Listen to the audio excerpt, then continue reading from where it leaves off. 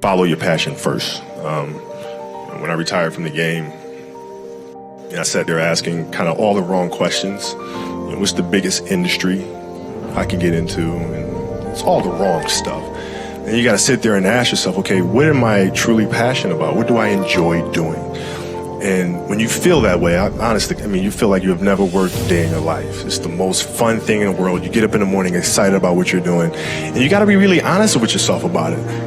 If you wake up in the morning and you're dreading going to work, dude, do something else. Right. Do something else. And those are hard decisions to make, but when you make those decisions, it's a very liberating experience, and you find out that the rewards will come. I think the best way to prove your value is to work, is to learn, is to absorb, to be a sponge. But you always want to outwork your potential. As hard as you believe you can work harder than that. And that's what I tried to do when I first came in the league. But basketball is such a direct competition sport. And me coming in at 17, I hated when my teammates would say, I get hit with an elbow. Like Shaq would hit me with an elbow in practice. And, Nick Van Exel would come up and say, "Are you okay?" I'm like, what? Wow, are you okay? What the hell's wrong with you? So I always had that extra chip on my shoulder. So every day in practice for me was really trying to annihilate everybody that I was playing against. Because I wanted to prove you don't need to babysit me. I'm fine, And so it's always that competitive nature, the work ethic, and curiosity. Because I asked a lot of questions. Playing with BRYANT Scott, I asked him a lot of questions. Eddie Jones, who was great at chasing guards off the screens, and I didn't understand how to do that. I would sit with him before practice, after practice. Magic, all the Laker greats, I would always sit down and just ask them questions about certain games that I studied growing up. What actually happened there? What did you feel there and why? We were playing against the Lakers, Tom, and we were out here in LA. So the game was at 7. So you know what? I'm gonna come to the Staples Center because we're playing. This is when the Lakers had Kobe and Shaq. Okay, this is like the championship Lakers.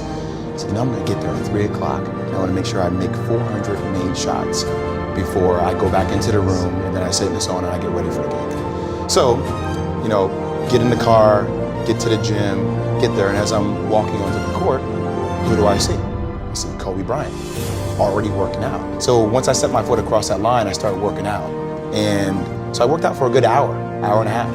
And when I came off, after I was done, I sat down, and of course I still hear the ball bouncing. I look down, I'm like, this guy's still working out. He was working out, it looks like he was in a dead sweat when I got here. And he's still going. And it's not like his moves are nonchalant, lazy. He's doing game moves, I sit there and I unlace my shoes. I'm like, I want to see how long this goes. So I sit out there and watch another 25 minutes. And he got done. I said, okay, I think I've seen enough. Go play, come back, get in the sauna, get ready for the game. That game, he drops 40 on us, okay? And after the game is over, I'm like, I have to ask this guy. I have to understand, why he works like that. So after the game is over, I'm like, hey, Kobe, why were you in the gym for so long? He's like, because I saw you come in. And I wanted you to know that it doesn't matter how hard you work, that I'm willing to work harder than you.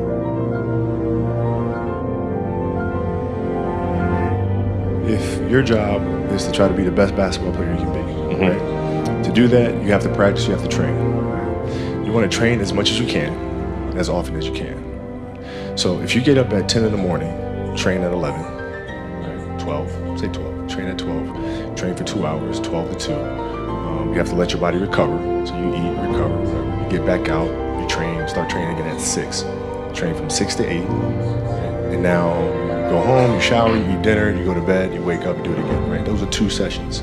Right now imagine you wake up at 3, you train at 4 to 6, come home, breakfast, relax, now you're back at it again, 9 to 11, right? Relax, and now all of a sudden you're back at it again, 2 to 4, and now you're back at it again, 7 to 9. Look how much more training I have done by simply starting at 4, right? So now you do that, and as the years go on, the separation that you have with your competitors and your peers just grows larger and larger and larger and larger and larger.